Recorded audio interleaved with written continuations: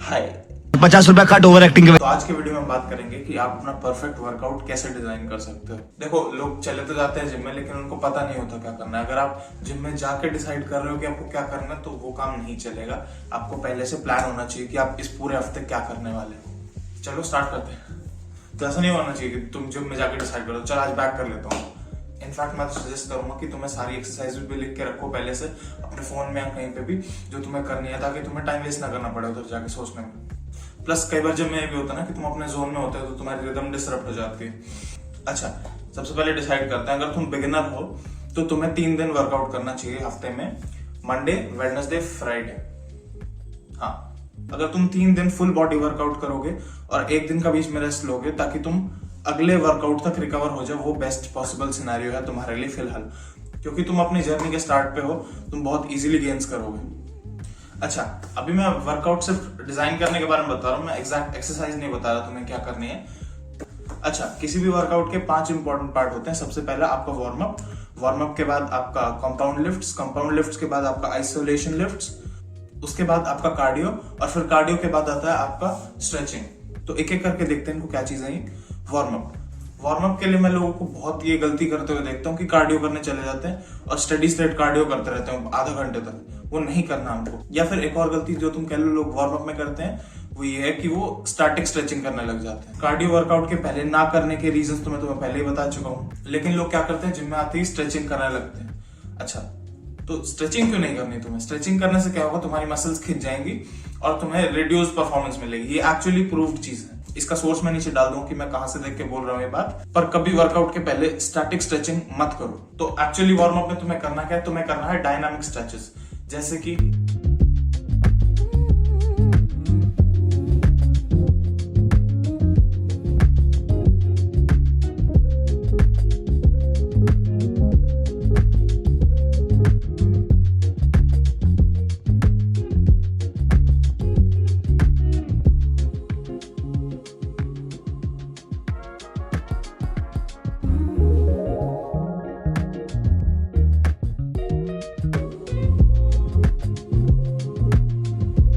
अभी तुम्हारा warm up हो गया। वार्म अप के बाद तुम्हें करनी है कंपाउंड लिफ्ट्स।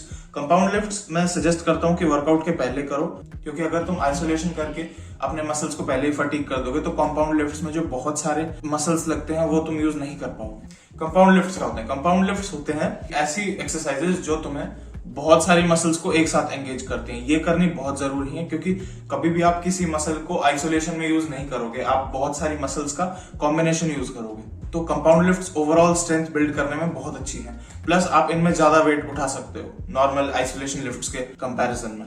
कंपाउंड लिफ्ट जैसे कि आपका बेंट ओवर रोज, बेंच प्रेस, डेडलिफ्ट, स्क्वाट्स, इस टाइप की लिफ्ट्स को जिसमें बहुत सारी मसल्स इन्वॉल्व होती हैं, उसको हम बोलते हैं कंपाउंड लिफ्ट्स। अच्छा, आपकी कंपाउंड लिफ्ट्स खत्म हुई, तो अभी आपको करनी चाहिए अपनी आइसोलेशन मूवमेंट्स। आइसोलेशन लिफ्ट्स क्या होती हैं, जो कि आपकी सिर्फ एक मसल को इन्वॉल्व करती हैं।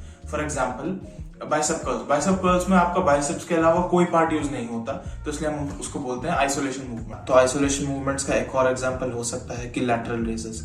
वो सिर्फ आपके शोल्डर के लैटरल हेड पे काम करते हैं। तो आपने भी कर ली अपनी डायनामिक स्ट्रेचिंग, कंपाउंड लिफ्ट्स और आइसोलेशन लिफ्ट्स। इसके बाद आप करेंगे कार्डियो।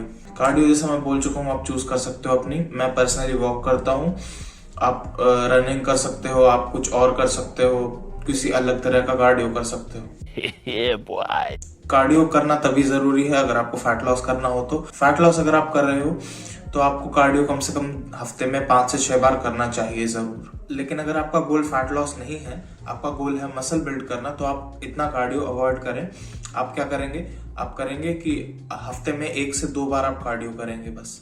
इससे क्या होगा, तुम्हारी हार्ट हेल्थ बनी रहेगी, पर तुम्हारा मसल लॉस नहीं होगा, जो ओवर कार्डियो करने से कई बार हो जाता है। अच्छा, और लास्टली आपके वर्कआउट में आती है स्टैटिक स्ट्रेचिंग। स्टैटिक स्ट्रेचिंग से क्या होगा कि आपकी मसल्स पूरी आप स्ट्रेच कर पाओगे और आपको रिकवरी में बेनिफिट मिलेगा। स्ट्रेचिंग से क्या होता है कि आपकी मसल्स में ब्लड फ्लो बढ़ता है, इसलिए आपका रिकवरी बेटर हो पाता है। स्ट्रेचिंग करने से तुम्हारी फ्लेक्सिबिलिटी बढ़ेगी और इंजरी के चांसेस घटेंगे। तो स्ट्रेचिंग कभी इग्नोर मत करना। बहुत लोग स्ट्रेचिंग को इग्नोर करते हैं, पर ये बहुत इंपॉर्टेंट पार्ट है तुम्हारे वर्कआउट का। ओके, अभी हफ्ते में 3 फुल बॉडी वर्कआउट्स की बात तो हमने कर ली। अगर तुम्हें full body workouts exercise by exercise चाहिए, तो मैं नीचे कुछ वीडियो के लिंक्स डाल दूंगा, तो अभी तुमने डिसाइड किया कि तुम 3 नहीं 5 दिन वर्कआउट करना चाहते हो, तो 5 दिन वर्कआउट तुम कैसे करोगे? तुम करोगे कि मंडे, ट्यूसडे, वेडनेसडे तुम करोगे पुश पुल लेग्स, और फ्राइडे और सैटरडे को करोगे तुम अपर बॉडी और लोअर बॉडी।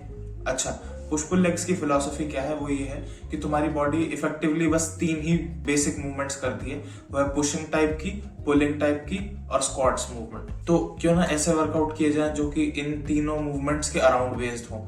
तो फॉर एग्जांपल मैं पुश वर्कआउट में सिर्फ वो मसल्स ट्रेन करूंगा जो मेरी पुश करने में हेल्प करती है मुझे, जैसे मेरी चेस्ट, मेरी ट्राइसेप्स और मेरे फ्रंट शोल्डर्स। ऐसे ही पुल के लिए, पुल में आप अपनी मसल्स यूज करते हो, बैक की मसल्स, अपने रियर डेल्ट्स और अपने बाइसेप्स, तो तुम उनको साथ में ट्रेन करते हो। और लेग्स की होती है अलग से अपनी, क्योंकि उसके स्क्वाटिंग पैटर्न होते हैं। अच्छा, पुश वर्कआउट में तुम्हारे बेसिक कंपाउंड लिफ्ट्स रहेंगे बेंच प्रेस और इंक्लाइंड बेंच प्रेस।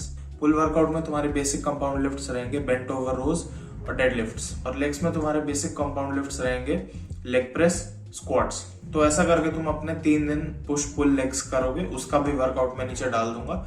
और फिर तुम फ्राइडे और सैटरडे को करोगे अपर बॉडी और लोअर बॉडी। अच्छा, तुमने अगर ऐसा डिसाइड किया कि तुम 5 नहीं 6 दिन वर्कआउट करोगे, तो तुम हफ्ते में 2 बार पुश पुल लेग्स करो इनिशियली कम से कम। तो ये थे हमारे 3, 5 और 6 दिन के वर्कआउट्स। अगेन सैंपल वर्कआउट्स मैं सबके नीचे डाल दूंगा, वो तुम कर सकते हो स्टार्ट करने के लिए। एक और मैं बात बोलना चाहता हूँ कि 6 दिन में जैसे मैंने पुश पुल लेग्स बताया हफ्ते में 2 बार, ये सिर्फ इकलौता वो नहीं है मेथड ट्रेन करने का। कई बार क्या होता है, जब लोग आगे प्रोग्रेस नहीं कर पा रहे होते अपनी लिफ्ट्स में, तो वो अपने रूटीन को चेंज कर देते हैं। लेकिन कम से कम शुरू में तो तुम्हें पुश पुल लेग्स काफी होना चाहिए। एक चीज जो हमें ध्यान देनी है कि हर मसल कम से कम 2 बार ट्रेन हो हफ्ते में, तभी वो ग्रो करेगी। वो कैसे इनकॉर्पोरेट हुआ? जैसे फुल बॉडी वर्कआउट्स में तुम हफ्ते में हर मसल को 3 बार ट्रेन कर रहे हो, और 5 डे और 6 डे स्प्लिट में भी तुम हर मसल को 2 बार ट्रेन कर रहे हो। क्योंकि अगर तुम एक मसल को हफ्ते में सिर्फ 1 बार ट्रेन कर रहे हो, तो उसके बाद 6 दिन का रेस्ट बहुत लंबा रेस्ट हो जाता है। तुम्हारी मसल को स्टिमुलस मिलता रहना चाहिए हर तीसरे चौथे दिन। अच्छा, एक और बात कि एक्साइटमेंट में बहुत ज्यादा ट्रेन नहीं करना है, अपने आप को इंजर नहीं करना है। तुम अगर ओवर ट्रेन कर रहे हो तो तुम अपनी मसल को ग्रोथ से ज्यादा इंजरी के खतरे में डाल रहे हो। अच्छा, अभी कैसे पता चलेगा कि तुम ओवर ट्रेन कर रहे हो? ओवर ट्रेनिंग सिंपल शब्दों में तुम ये कह सकते हो कि अगर तुम अपने अगले वर्कआउट तक रिकवर नहीं हो पा रहे हो, तुम सोर हो, तो तुम ओवर ट्रेन कर रहे हो। तुम्हें थोड़ा सा डायल बैक करने की जरूरत है। मतलब तुम्हें सोरनेस होना चाहिए, पर जस्ट इतना कि तुम नेक्स्ट वर्कआउट तक रिकवर हो जाओ। तुम अगर सामने आ भी जाया करो, लाज़मी है कि मैं तुमसे पर्दा करूं। तौबा तौबा तौबा, थारा मूड खराब कर दिया। ओके, एक गंदी शक्ल। तो तुम अभी यहाँ तक देख रहे हो, तो माय गेस इज तुमने वीडियो एंजॉय किया, और नहीं भी किया तो लाइक कर दो यार, क्या जा रहा है। अगर तुम लाइक नहीं करोगे तो मेरी वीडियोस कौन देखेगा फिर? तो बाय।